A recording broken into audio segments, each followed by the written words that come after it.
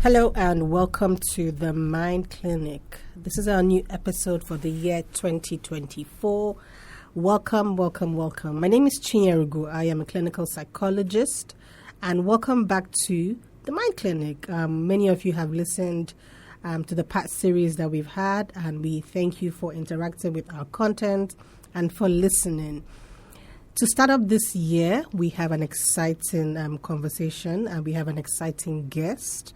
And we will be discussing living a fulfilling life. It's sort of like a welcome into 2024 and like guide to how to start the year and, get the year going. Please follow us on our social media and our Twitter pages, Neem Sanctuary, or you can reach us on WhatsApp on 0706 062 5054. I'll call that number again, 0706 062 5054. Awesome. So today our guest speaker is Mrs. Adetutu Osofowora. She is a certified relationship coach and marriage counselor. She's popularly known as Coach Tusky. Very nice name. And she has over 3 decades of experience. She speaks on and deals with relationship issues, both for singles and married, and provides counseling services and interventions to countless people all over the world with an outstanding successful outcome. Can you please welcome my guest to the studio today? It's a good day to everybody out there hearing the sound of my voice. My name is Adetutu Osofowora, and I would just like to lend my voice and my views to the different questions that we are discussing in this podcast for this season. All right, so let's go right into the questions for the conversation of living a fulfilling life. So, Mrs. Osofowora, what does it mean to live a fulfilling life? First, let's quickly look at the meaning of that word, fulfilled. What does it mean, that word fulfilled? It simply means 2 things. It means to either achieve or realize something desired, promised, or predicted. It also means to carry out a duty or role as required, promised, or expected.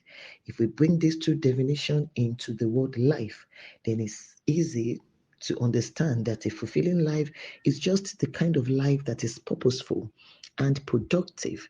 It is a life whereby you have been able to answer the question of destiny. It is a life wherein you have successfully discovered the question of your generation that you were designed and created to answer, and you are answering it. Inasmuch as wealth, riches, and possessions are very important and key parts of life, nevertheless, a fulfilling life is truly measured by the value you have created and are creating. The beautiful thing about living a fulfilling life is that whether you like it or not, it will attract wealth to you, because wealth is just the returns that life gives to value creation. As long as you are doing what you were created to do, it's not just one person, your boss or clients or customers, that will be paying you. Creation itself will attend to you, because a fulfilling life gives you a global influence, not a local one. A fulfilling life is what you have been able to give back to humanity, and how many lives that have been touched by your presence on earth.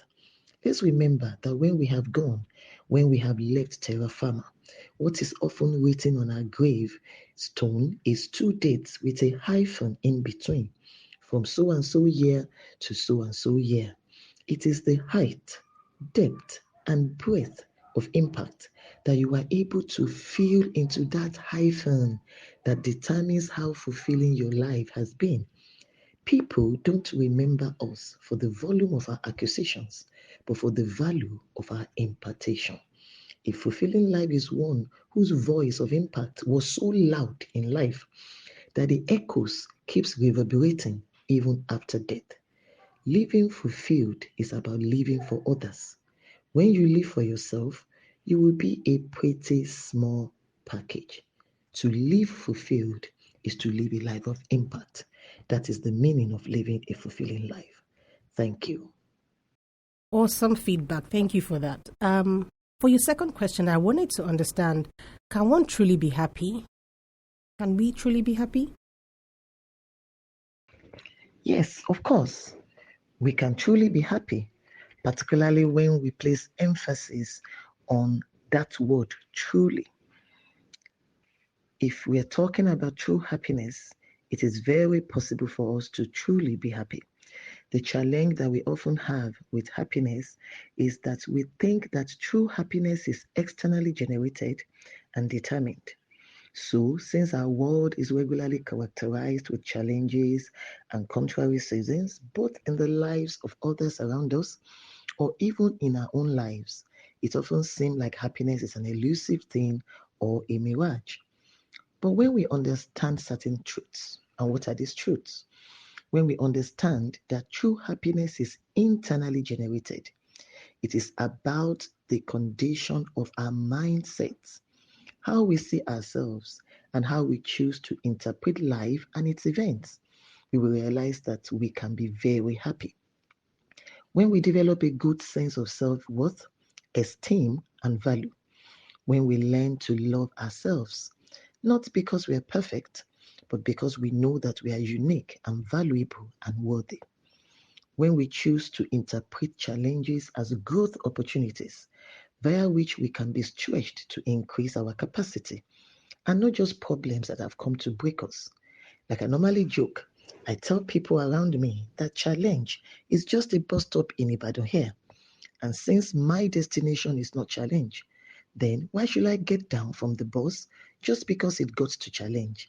I am going farther, so I stay put. When we also understand that our situation and circumstances do not define us, we are not just thermometers who respond to the temperature of our environment, but rather thermostats who regulate the environment. When we learn to also find fulfillment in the joy of others and are less focused on ourselves, refusing to feel threatened in the presence of the success of others, but rather see it as the evidence of our own possibilities, and also make it a point of duty to contribute to the success of other people around us. And most importantly, when we allow God to be the center of our lives and surround ourselves with the right kind of positive company and information, we will realize that despite all the problems and challenges that may surround us, we will always remain happy and positive because the source of our own joy will become an oasis from within our spirits, flowing out of us to water and refresh the desert and dryness outside of us. And because a channel cannot lack what it carries, there's no way that the same joy and happiness that we are allowed to flow through us to others won't become our own experience too. So, yes, with the right mindset, we can be very happy and even turn it into a sweet smelling fragrance that will help to spread to every other person that comes in contact with us. Thank you. Yeah. Awesome. What self-reflective questions can we ask ourselves to create a fulfilling life? How can we have a fulfilling life? What questions can we ask ourselves as individuals to have a fulfilling life? There are four major questions that I believe everyone should ask themselves in order to create a fulfilling life. I like to call them the 4 Ps. The first one is personal identity. Who am I? The question of identity is non-negotiable in creating a fulfilling life. Understanding who you are creates boundaries for you. It helps you to know what you stand for, what you can accept or reject, and gives you a strong sense of self-worth and esteem that is needed to go through the rigors of a fulfilling life. It is very important for us to settle the question of personal identity. The second question that we have to ask ourselves is purpose. That is the second P. Why am I here? What is my assignment? What am I supposed to do? The reason why these questions are so important is because they help in discovering the answer to the first question. Because you don't decide your identity, you discover it. And the moment you can answer the question of purpose, it gives you your identity. It also helps you to know what to do, giving you focus and removing any form of confusion. You may now be asking yourself at this juncture that how then do I discover my purpose? Well, do not worry. I'll be addressing this in the fifth question when we get there. The third question that you need to ask yourself is the question of people. Who am I sent to? And who is sent to me? This particular question is a double-edged question. It's a double-edged sword. When you are asking the question of people, is a question of who am I sent to and who is sent to me. Under who am I sent to? You see, living a fulfilling life is about accomplishing assignments. And the truth is that we are not sent to everyone. There's a particular group of people whose questions we have answers to. And it's important we find out who they are.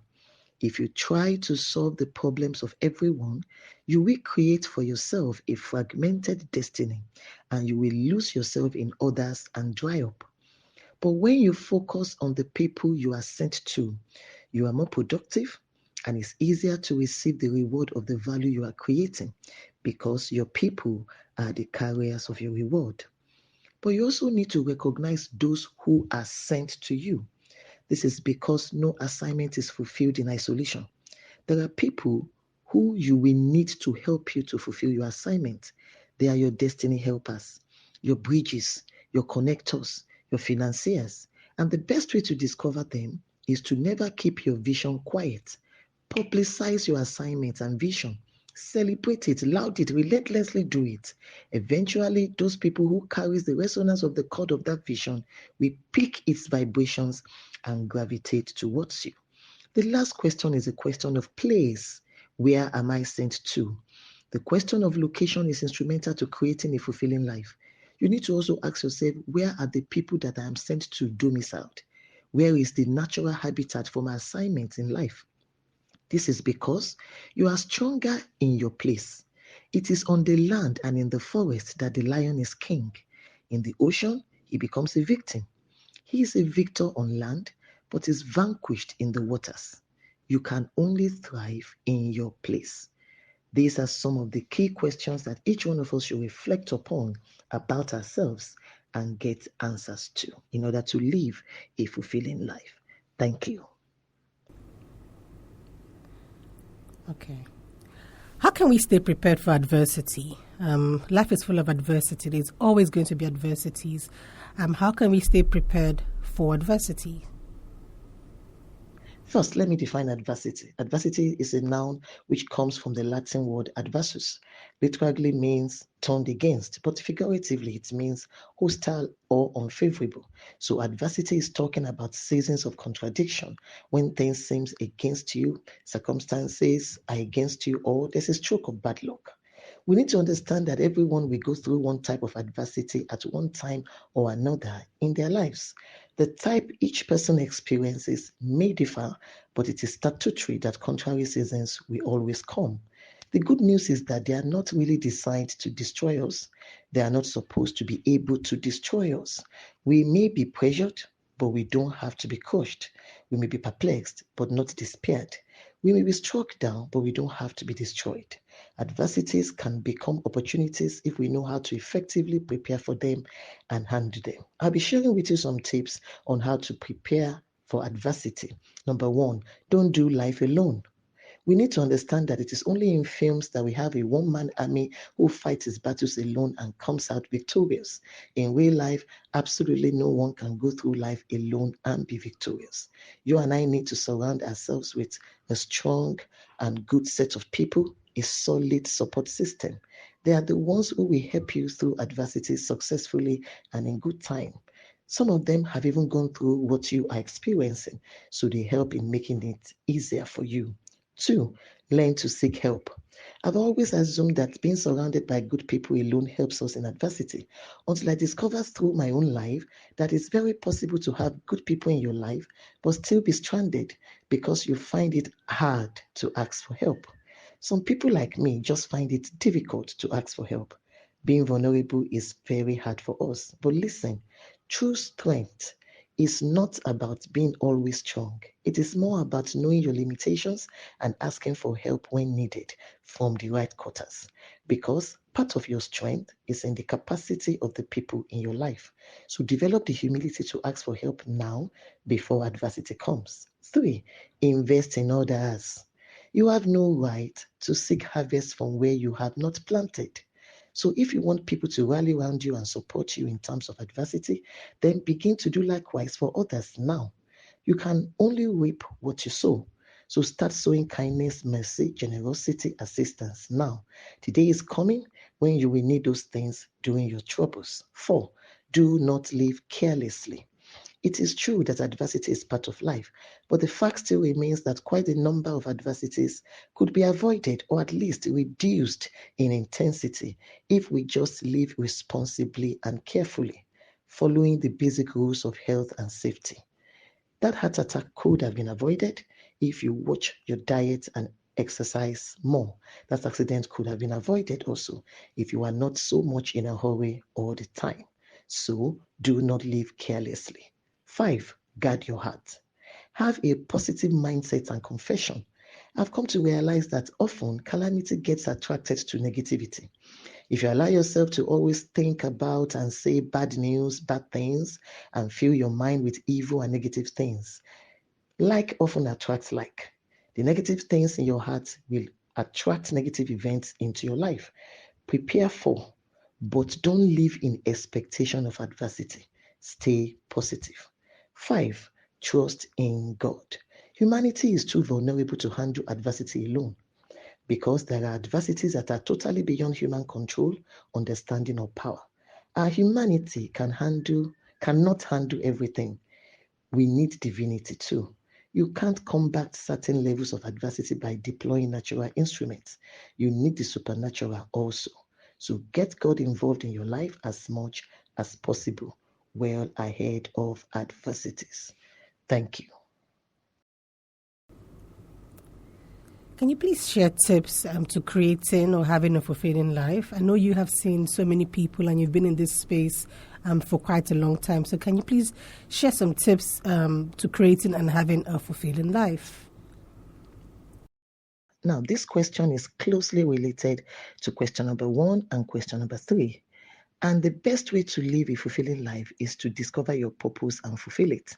We have talked a whole lot about this in those other questions. But at the same time, the question again is, how can we now discover our purpose when we keep saying that the only way to live a fulfilling life is to discover your purpose? So how do I discover my purpose? And so, like I promised under question 3, I just give you some tips here. The simplest way to discovering your purpose in life is to find out your shape. Shape here is an acronym, SHAPE. I'll break it down for you and tell you what each of those letters stands for. The S stands for spiritual gifts, or in simpler terms, your natural talents, your natural gifts. Everybody has a natural gift, has a natural talent. Some people can sing like nightingales. Some people who are talking 2-3 sentences, they can make you to laugh from morning till night. They don't even sound funny to themselves. But when they are talking, I mean, everybody just keeps rolling on the floor with laughter. Some people can draw. Some people can pick clay and just mold. Everybody has a natural talent. It's important that you discover your own natural talent because they are pointers to the questions that you are supposed to provide an answer to in life. The H there stands for heart. What do we mean by heart? We are talking about your passion. What are those things that you are passionate about? What are those things that every other person may not notice, but you just must notice it? What are those things that if people do it in a wrong way, you can't just stand it? You can't abide it. For example, take myself as an example. I am a relationship coach, a marriage counselor. So because of that, I see relationship everywhere. If you are singing, I'm looking for the part of that song that has to do with relationship. If you are teaching, you may be teaching about fan or door, but as you're talking about door, you can be sure that from that door, I am picking a message about relationship. I cannot say 2 or 3 things and I will not talk about relationship. You can see that I'm already talking about relationship here. Also, that is my passion. So you need to discover what is that thing that grips you more than other people. You just cannot break away from it. Such things, you must take note of them because they are pointers to your area of purpose. That is heart. A stands for ability. The truth of the matter is that each and every one of us, we are just more dexterous in certain things than other people. We are able to do certain things more than other people. You find it easier to do certain things more than other people. So look out for your areas of ability and check it very well in line with the others that I've been talking about, and it will be pointing you to a particular solution that you have for the problems of the people around you. The fourth one is the P, and the P talks about your personality. We are different. Our temperament are also different. And so watch out for your temperaments and you'll be able to note the things that you will be able to do or not. Take me for example, there's absolutely no way I will be able to work with children because I just don't have the temperament for them. I'm not that patient. I don't have that patience, that long suffering to deal with children and their uniqueness. So I know there's no way that my purpose is towards children. My personality does not even fit them at all. So watch out for your personality. The fifth one is the E, and it stands for experience. So experience is talking about for you to observe your history, your background, your story. What are those things that you have done in the past that has elicited celebration, appreciation from people, that you just did it and know you look small to you, but everybody is just wow, thank God for this. Thank you for doing this. Those are your experiences of the past, your background. They help you to determine your shape. If you bring all these things together and you look at them one by one in your life, it will point you in the direction of your purpose in life. At least it will help you to know what to start doing and where to, propel your energy and your resources towards. From there, it begins to evolve more and more as time goes on. So these are just the basic tips in creating a fulfilling life. Thank you. Finally, what word of advice can you give the listeners as we embrace 2024, as we go into this new year? What word of advice can you give us? This year, I'd like to encourage you to dream big and take big steps in the direction of your dreams and visions in life. Over the past years, many of us have allowed the fear of failure and lack of capacity to limit our progress. But I want you to remember that failure is only 100% certain over the things you refused to do. But once you take a step towards that thing, the probability of success is immediately activated. So ignore those fears this year. They have limited you long enough. No more what ifs, no more buts, no more I can't do this or that in 2024. If 2 people, for example, decide to travel to Lagos from Ibadan, but both of them lack transport fare, then one sat at home wringing his hands and whining and complaining that there is no transport fare. Then the other decides to walk to Lagos. I hope you know that as drastic, dramatic, and daunting as that decision may seem, he will most likely get to Lagos because while walking, he has a greater chance of getting someone to pick him up along the way than the person who stayed back at home and refused to take any step. So this year, get up and do something about that dream, no matter how small. Just take a step in the direction of that vision, of that dream, of that desire. Also, do away with relationships that drag you back this year. Some of us are in limiting relationships, alliances that are weights over our destinies. You need to reevaluate your company this year and do an audit. Identify the relationships whose relevance have expired in your life and do away with them. When you travel light, you travel fast.